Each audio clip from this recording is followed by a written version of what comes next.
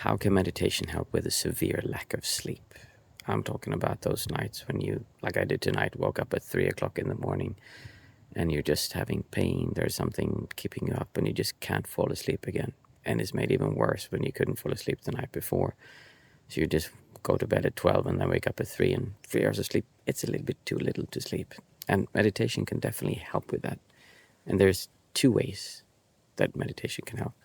I won't be discussing how meditation can help you get back to sleep or how meditation can help you get better sleep. Instead, I want to talk about how meditation can help you handle the emotional and mental stress of not sleeping, of walking around dizzy and not being able to cope with just being awake. If we look at what meditation does, it makes you aware of what's happening inside of you.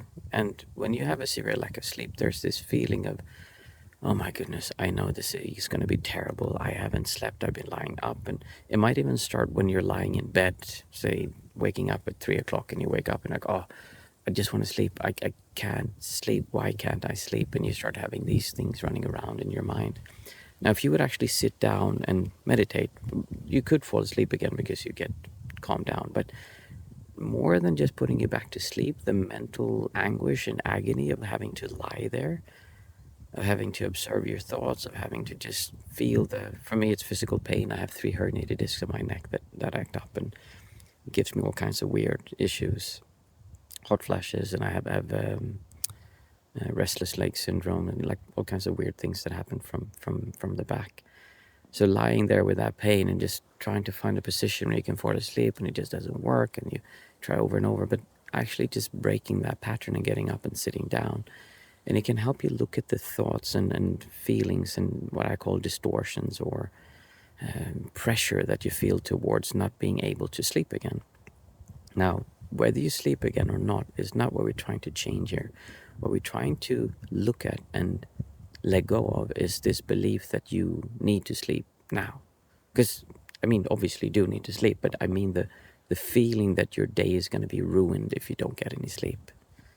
So what happened to me when I couldn't sleep was that I was lying there for an hour and a half, 2 hours. Okay, I can't sleep. So I just got up and I said, and I meditated, and I said, okay, I can let go of this, but I didn't feel bad about it. I was tired. I had rain in my eyes, and I knew that the day was going to be bad. But instead of sitting and just complaining, I thought, okay, well, I'll just try to move around so I can get the pain to lessen, and that didn't work. So eventually I just went up and started working on the video that I'll be releasing this weekend because I wanted to get something productive done. I was tired. I had a hard time functioning. When eventually the family woke up, the kids came out, and my fiance came out, and we watched some old videos of when the kids were young, and we had a good time, and I felt cozy. And then we went back in again, and then I had to prepare and actually go to work. And it's easy then to feel put down and feel like, oh, this is not going to function. But instead, just doing the things you need to do. You put your foot in the shoe, you put the shoes on, you put your clothes on, and then you go and do your thing. And constantly observing this feeling of, okay, my day is ruined. I'm going to feel so bad, and you get grumpy with everyone, and you have this mood, and everyone's bad, and you blame other people for what happened, instead of just letting go of that distortion, of that feeling of life should be different, reality should be different, and instead focusing on what's happening now through my senses, not appreciating things happening to you. Like, it was nice when my kids came up, but actually feeling and enjoying being alive, because even if you're tired, it's still nice to be alive. It's still nice to feel that feeling of, oh, now I'm standing here and it's a bit of a chill on my back, and my face is cool, and my body feels terrible. I'm warm and I'm sweaty, and I just want to lie down and sleep.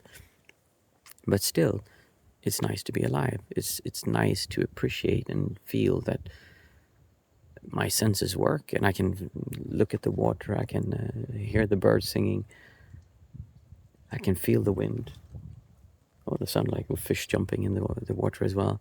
And just turning your focus away from this strong distortion saying like, oh, you should feel bad, you're not allowed to feel good now, and looking, hey, can I actually enjoy being alive despite all of this? And that's where meditation comes in, because if you have meditated before, then you'll be able to observe these distortion, this uncomfortable feeling that makes you believe that I'm not allowed to enjoy being here right now because I had a bad night, so then I should feel bad, and then you just turn that into a self-fulfilling prophecy.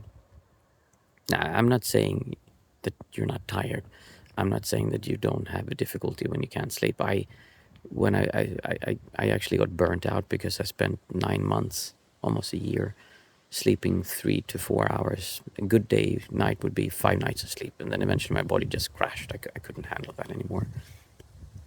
But I was still able to enjoy that time and have a good time until my body broke down. Then it was more difficult. But then you practice and you learn to see that even when life sucks, even when things are difficult, you can still enjoy. You can still be happy being here. You can appreciate the colors. The autumn is coming here, so I can see all the leaves and how they're changing, and just appreciating being here. So the way that meditation helps with the mental aspect is that it gets you to see the problem. And the problem is not that you don't have any sleep. The problem is the resistance you have towards not getting enough sleep. And that is something that you can work with, something that you can practice letting go of, so that instead you can be here and really enjoy being here. Now, this is not the easiest thing to do, especially in the beginning. But one of the best ways to do this is by practicing some kind of breathing meditation, which is something you always have with you, your breath.